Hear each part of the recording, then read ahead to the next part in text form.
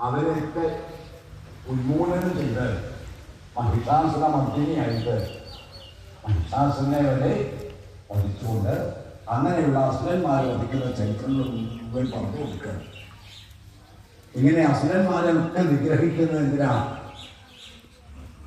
ഭക്തന്മാരെ അനുഗ്രഹിക്കണം. ശുംഭൻ എന്നൊക്കെ പറഞ്ഞിട്ടുള്ള ചണ്ടമുണ്ടൻ മുതലായിട്ടുള്ള അസുരന്മാരുടെ ഒക്കെ വസ്തുവും കാര്യങ്ങളും പറയുന്നുണ്ട്.